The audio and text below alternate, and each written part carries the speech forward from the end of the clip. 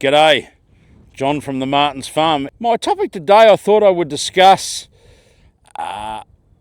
nitrogen sequestration through legumes.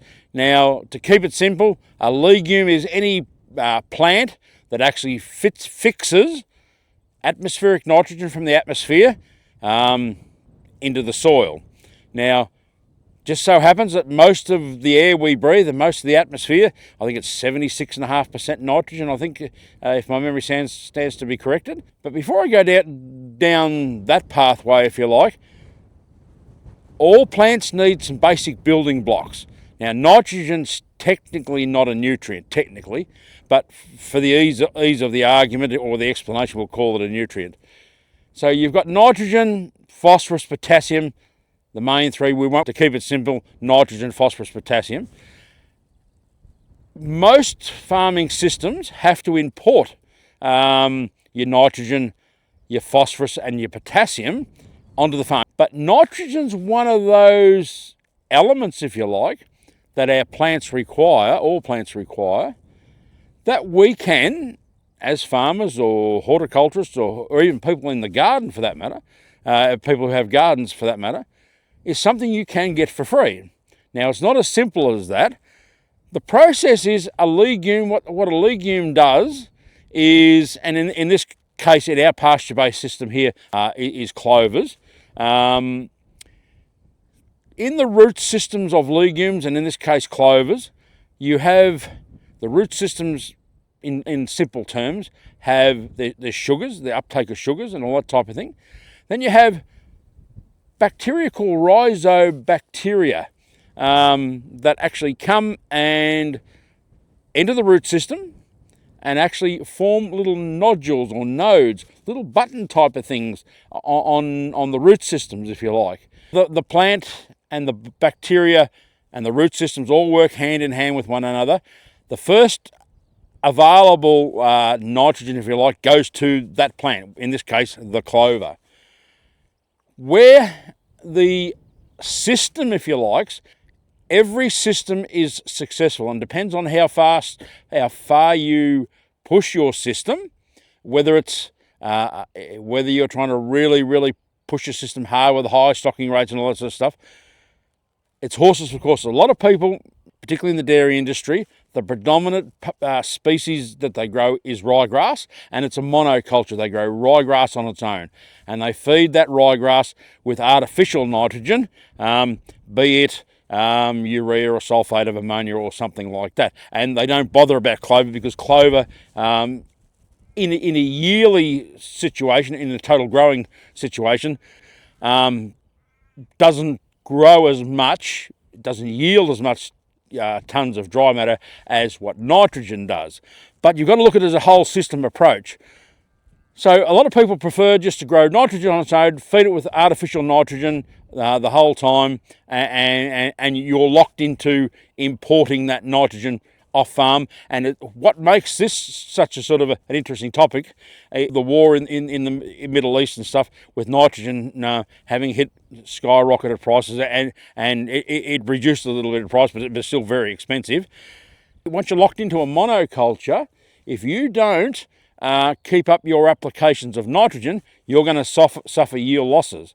Once you're into a legume-based pasture system, I'll keep away from the cropping system at the moment, a legume-based pasture system, you won't see results in your first year, but once you've been into that legume-based pasture system for a number of years, because what actually happens once you've grow your clover, that only becomes available to other plants once that legume dies. That legume has to die first. So the following year, if you've had a good year with clover, that's when that stored natural nitrogen, if you like, becomes available. And so, in other words, once you've been in a few years of a traditional clover, ryegrass or clover phalaris or fescue-based pasture, and you've had clover in your mix for a number of years, it's a self-replenishing sort of a situation.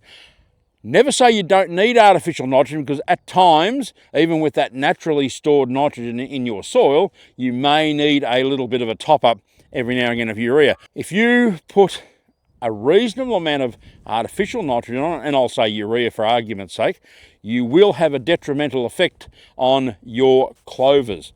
As a general rule, the more artificial nitrogen you use, the more effect you'll have on your clovers. And we've got a lot of perennial-based pastures as well, and we're developing more and more perennial-based pastures with clovers.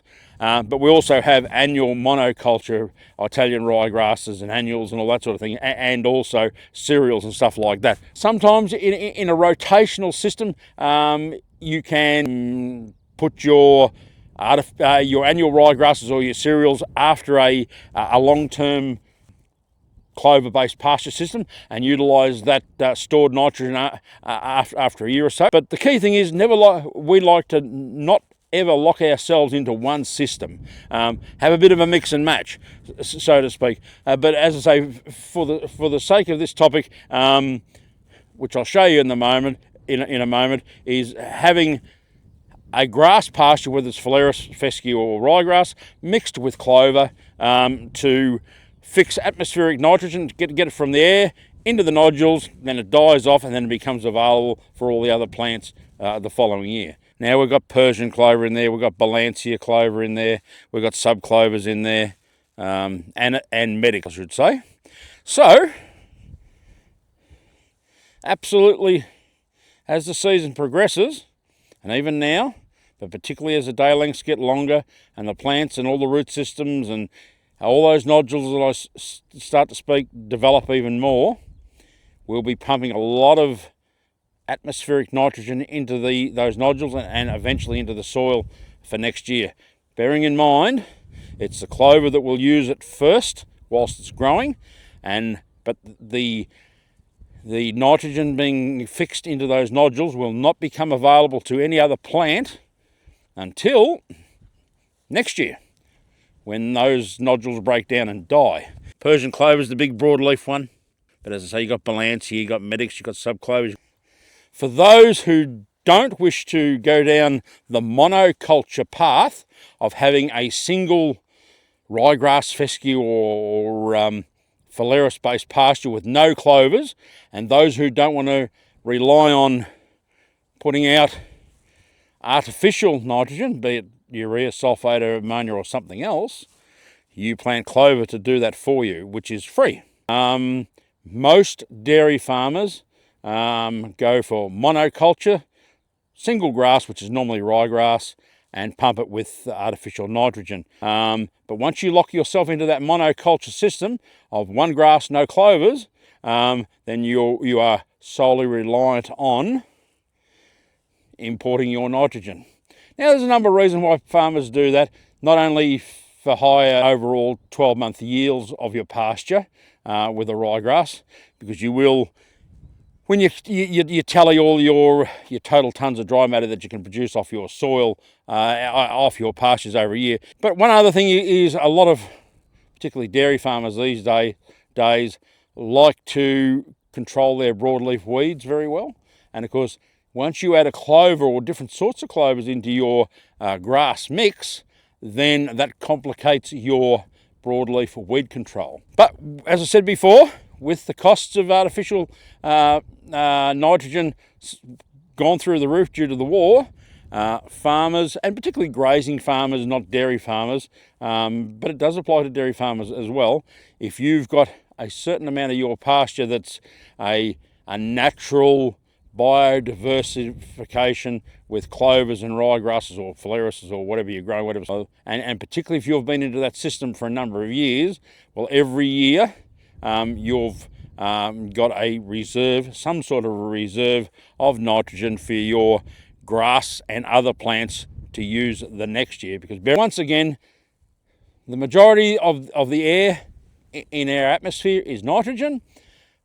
Legumes, and in this case clover, draws in that nitrogen through the system that the plant works, through the sugars in the plant's root system. The rhizobia bacteria form nodules or little buttons or little nodes on the root systems, which then that bacteria converts the nitrogen from the atmosphere into ammonia, and then the process goes on from there, which eventually breaks down and all other plants can use it. So, but don't expect any natural nitrogen to come from your clovers in your first year to be available for other plants. You've nearly got to be locked into a system year after year, so it's self-replenishing. So this year's nitrogen that gets sequestered is available next year, and so on down the track.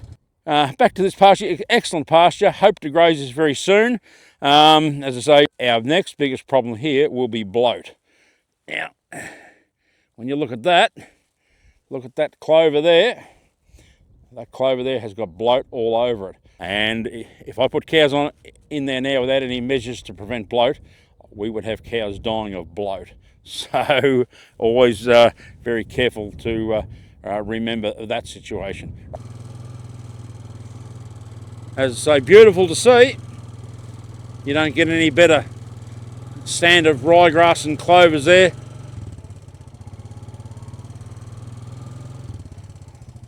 As I say, we've got Persian clover, Balancia clover, there's subclover and Cavalier spineless burr medic.